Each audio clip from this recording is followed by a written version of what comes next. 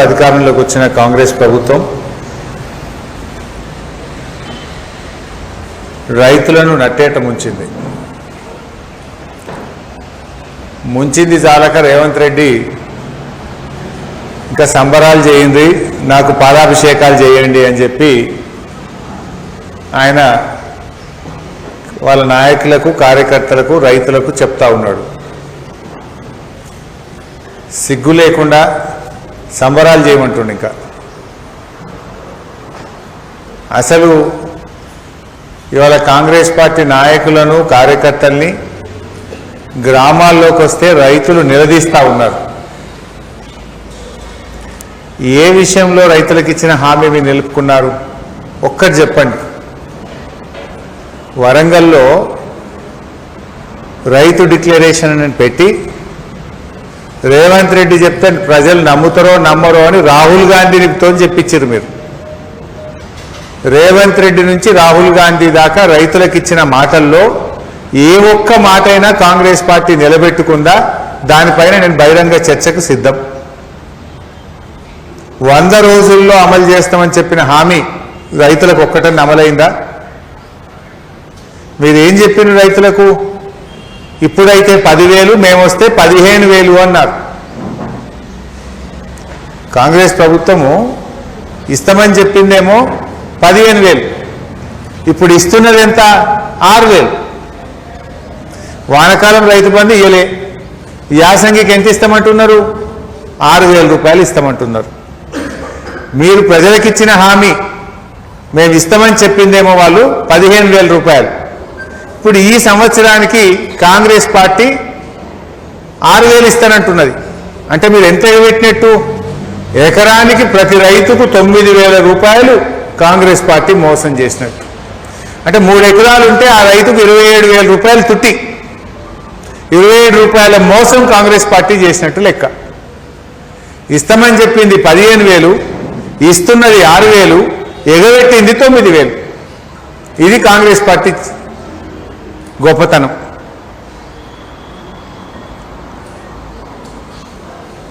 ఆ రోజు మీరు ఇప్పుడైతే 10, మేము వస్తే 15 అన్నారు. కేసీఆర్ ఉండంగా ఇచ్చే పైసలు కూడా వస్తలేవు కదా. కేసీఆర్ గారు ఉండగా వానకాలం 5, యాసంగి 5 అంటే 10,000 వచ్చు. ఇప్పుడు నువ్వు ఎంత ఇస్తున్నావు? వానకాలం గుండుసున్న పెట్టినావు, యాసంగికి 6,000 ఇస్తా అంటున్నావు. అందులో కూడా కోతలు పెడతా అంటుండు. మళ్ళా ఆ 6,000 కూడా అందరికి కాదట. ఇప్పుడు మళ్ళీ ఏందో అధికారులు తిరుగుతారట, ఎవరికి ఇవ్వాలి ఎవరికి ఇవ్వద్దో నిర్ణయిస్తారట. అందులో కొందరికే 6,000 ఇస్తారట. వానకాలం ఎగబెడితివి, యాసంగిలో కోతలు పెట్టబడితివి. అందువల్ల రైతు సోదరులకు మేము ఒకటే విజ్ఞప్తి చేస్తున్నాం. కాంగ్రెస్ పార్టీ నాయకులు ఎవరైనా ఊళ్ళలోకి వస్తే ఎకరానికి 15,000 రూపాయలు చెప్పిన మాట ప్రకారంగా ఇచ్చి తీరాల్సిందే అని ఎక్కడికక్కడ కాంగ్రెస్ ఎమ్మెల్యేలను, కాంగ్రెస్ పార్టీ నాయకులను నిలదీయండి అని చెప్పి నేను బీఆర్ఎస్ పార్టీ తరఫున పిలుపునిస్తా ఉన్నా.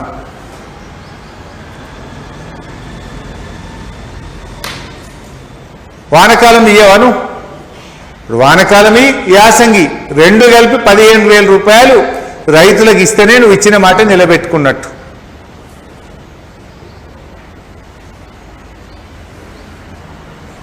ఇంకా అప్పుడప్పుడు రేవంత్ రెడ్డి గారు ఏమంటుండే అంటే 2 పంటలకు కాదు 3 పంటలకు రైతు బంధు ఇవ్వాలన్నాడు. 3 పంటలకు రైతు బంధు ఇవ్వాలన్న రేవంత్ రెడ్డి 1 పంటకే ఇస్తున్నావు కదా. ఇప్పుడు నువ్వు 2 పంటలు ఎగ్గొట్టున్నావు కదా. దీని గురించి నీ సమాధానం ఏంటి అని నేను రేవంత్ రెడ్డి గారిని అడుగుతా ఉన్నా. కౌలు రైతులకు కూడా ఇస్తా అన్నాడు. రాష్ట్రంలో 22 లక్షల మంది కౌలు రైతులు ఉన్నారు. వ్యవసాయం చేసే రైతుకు ఇస్తాం, రైతుకి ఇస్తున్నామని కౌలు రైతుకు ఎగబెట్టాం, కౌలు రైతుకి ఇస్తున్నామని రైతుకు ఎగబెట్టాం. ఇద్దరికి కూడా రైతు బంధు ఇస్తా అని మాట్లాడిండు రేవంత్ రెడ్డి. ఇప్పుడు ఏమైపోయింది? కౌలు రైతులకు ఎందుకు ఇస్తలేవు అని నేను అడుగుతా ఉన్నా. ఆనాడు కౌలు రైతుల కోసం పెద్దగా నోరు తెరిచిన రేవంత్ రెడ్డి ఇవాళ నోరు మూగబోతున్నది. కౌలు రైతుల గురించి విలేకరులు ప్రశ్నిస్తే రేవంత్ రెడ్డి తలకాయ కిందికేసుకుంటున్నాడు, నోరు మూసుకుంటున్నాడు. వ్యవసాయ మంత్రి ఏమో వాళ్ళిద్దరు చూసుకోవాలి, మాకు సంబంధం లేదంటుండు. మరి ఎలక్షన్ల ముందు ఏమన్నారు? గొంతు పెద్దగా తెరుచుకొని నోరు పెంచుకొని కౌలు రైతుకు కూడా ఇవ్వాలి. బీఆర్ఎస్ పార్టీ కౌలు రైతులు మోసం చేసింది అన్నాడు. 22 లక్షల మంది కౌలు రైతులకు కూడా ఇచ్చి తీరాలి, మేము వస్తే ఇస్తాము అన్నాడు. మరి నువ్వు వచ్చి ఏడాది దాటింది కదా, మర్చిపోయినావా కౌలు రైతుల్ని? కౌలు రైతులు ఎందుకు నీకు గుర్తొస్తలేరు నేను అడుగుతా ఉన్నా.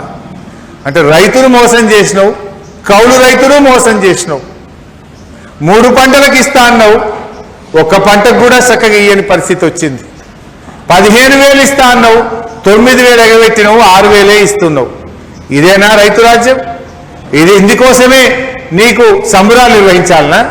ఇందుకోసమే రేవంత్ రెడ్డికి పాలాభిషేకాలు చేయాలనా? 9,000 ఎగబెట్టినందుకు, వానకాలం రైతు బంధు ఇయ్యనందుకు, కౌలు రైతుల్ని మోసం చేసినందుకు, 3 పంటలకని ఒక్క పంటకు ఇయ్యనందుకు రేవంత్ రెడ్డికి క్షీరాభిషేకాలు చేయాలనా నేను అడుగుతా ఉన్నా. అందుకే ఊర్లలోకి వస్తే తప్పకుండా కాంగ్రెస్ పార్టీ నాయకులను ఇచ్చిన మాట ప్రకారంగా 15,000 ఇవ్వాల్సిందే, కౌలు రైతులకు ఇవ్వాల్సిందే అని చెప్పి ఎక్కడికక్కడ నిలదీయాలని చెప్పి బీఆర్ఎస్ పార్టీ పిలుపునిస్తా ఉన్నది. వ్యవసాయ కూలీలు అప్పుడు ఏమన్నారు?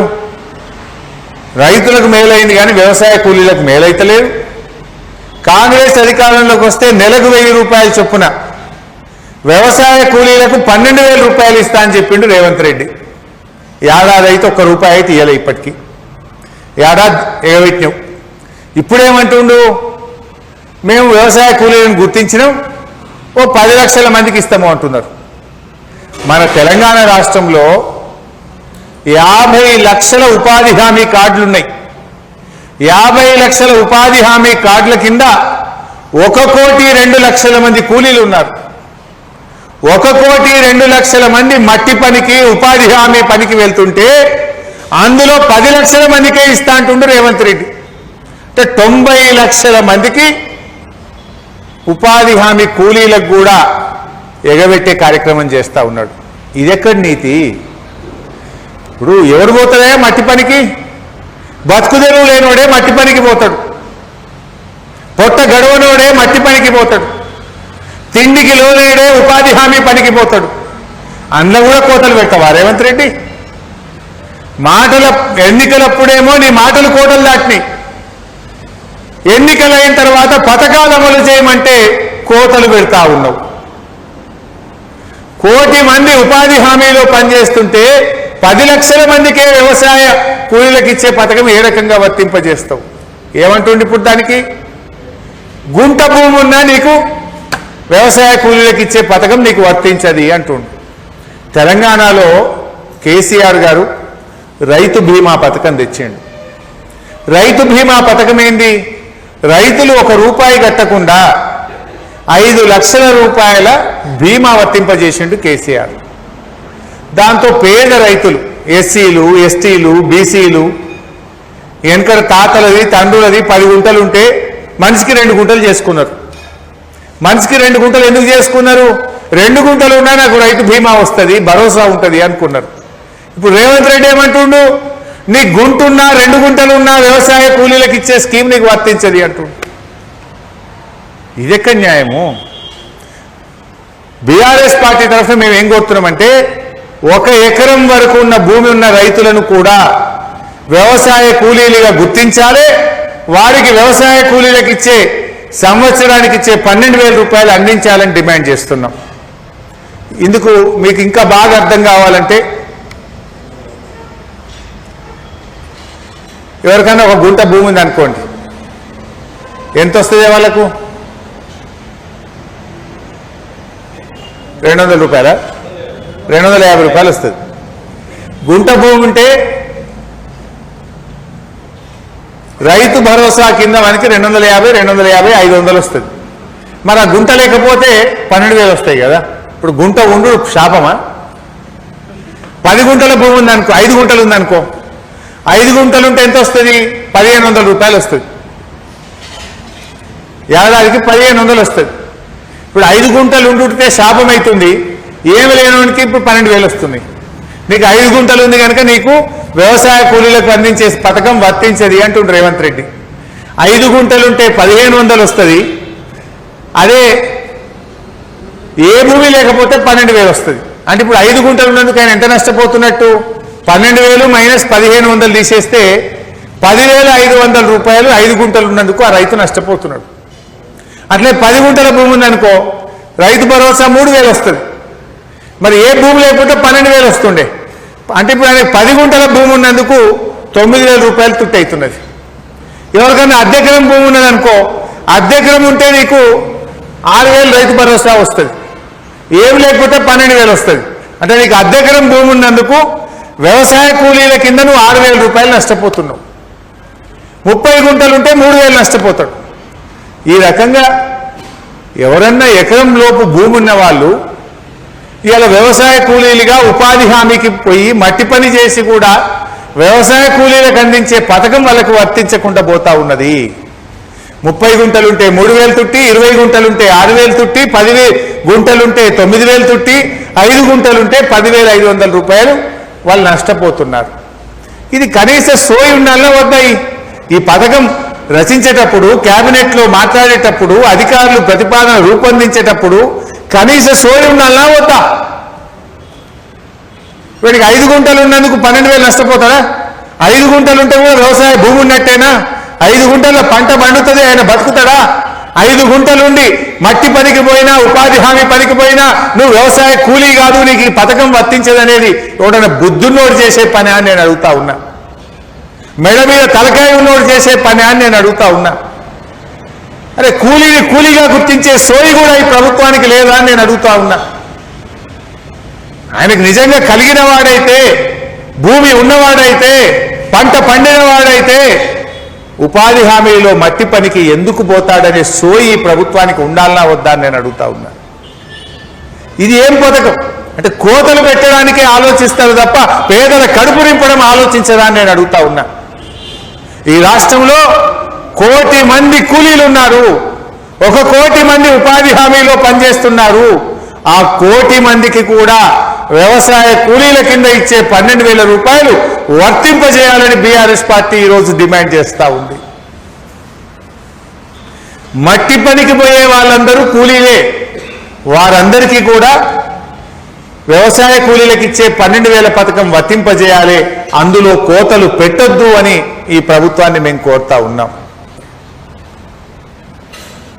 ఇక రుణమాఫీ అయిపోయిందంటు అయినా అదే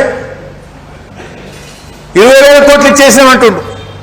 చెప్పిందేమో 31, అంతకుముందు 40 చెప్పారు, 31 అన్నారు. ఇప్పుడు చేసింది 20 అంటుండు. ఆ 20 కూడా కాలే. నేను మీకు ఆ షీట్ కూడా పంపిస్తా, ఉదాహరణలతో సహా ఇస్తా.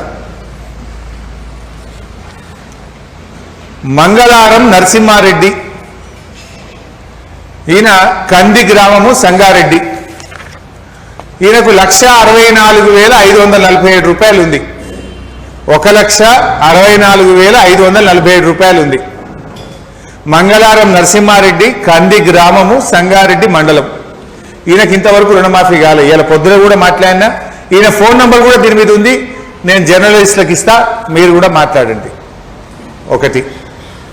రెండవ రైతు జంగం రాజశేఖర్.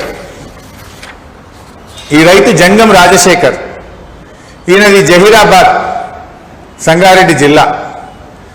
ఏపీజీవీబీ కాజీపూర్లో 1,07,251 రూపాయలు అప్పు ఉంది. నాకు 1,07,251 రూపాయలు అప్పు ఉంది. ఇంతవరకు ఈయనకు రుణమాఫీ కాలేదు. రేవంత్ రెడ్డి రుణమాఫీ అయిపోయింది అంటాడు. మూడవ రైతు కనకారెడ్డి, అంకిళ్ళ కనకారెడ్డి, తండ్రి పేరు మల్లారెడ్డి, సిరిసినగండ్ల గ్రామం, కొండపాక మండలం, సిద్దిపేట జిల్లా. ఎస్బీఐ ఏడీబీ సిద్దిపేటలో 1,11,703 రూపాయలు అప్పు తీసుకున్నాడు. 1,11,703 రూపాయలు కనకారెడ్డి తండ్రి మల్లారెడ్డి ఎస్బీఐ ఏడీబీలో అప్పు తీసుకున్నాడు. ఇంతవరకు ఈయనకు రుణమాఫీ కాలేదు.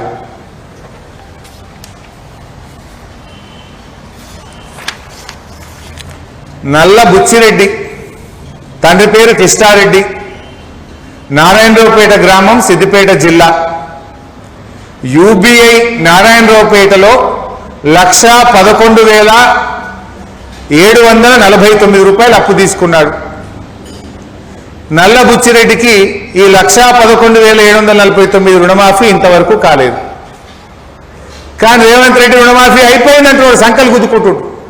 దీనికి సమాధానం ఏందో సూటిగా రేవంత్ రెడ్డి సమాధానం చెప్పాలని నేను డిమాండ్ చేస్తున్నా.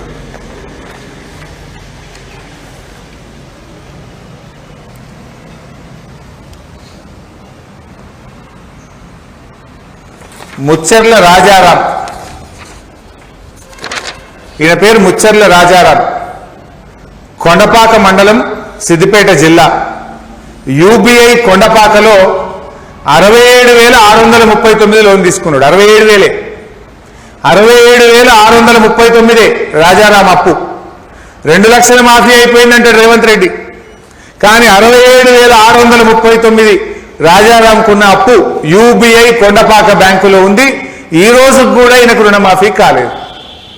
రేవంత్ రెడ్డి గారు దేవుళ్ళ మీద ఒట్టు పెట్టివి, కనబడ్డ దేవుడి మీద ఒట్టు పెట్టివి. 15 ఆగస్టులోకి రుణమాఫీ చేస్తా అని మాట తప్పివి. 15 ఆగస్టు బాయే, మళ్ళా కొత్త సంవత్సరం జనవరి వచ్చే మళ్ళీ 15 ఆగస్టు రాబట్టి నీ రుణమాఫీ కాకపాయే. 1,00,000 లోపు ఉన్నది కాకపాయే, 2 లక్షల లోపు ఉన్నది కాకపాయే, 2 లక్షల మీద ఉన్నది కాకపాయే. ఇవాళ పొద్దున నేను సిద్దిపేటకు వస్తుంటే నా ఫోన్కు ఈ రైతు భీముని అంజయ్య, నారాయణ ఖేడ్ పొద్దుగాల నాకు ఫోన్ చేసిండు. ఈయన ఇవాళ 9:30కు నేను సిద్దిపేట కారులో వస్తుంటే నా ఫోన్కు ఫోన్ చేసిండు. భీముని అంజయ్య ఈయన, సార్ అప్పుడు కేసీఆర్ సార్ ఉన్నప్పుడు నాకు 1,00,000 మాఫీ అంటే 1,00,000 మాఫీ అయింది.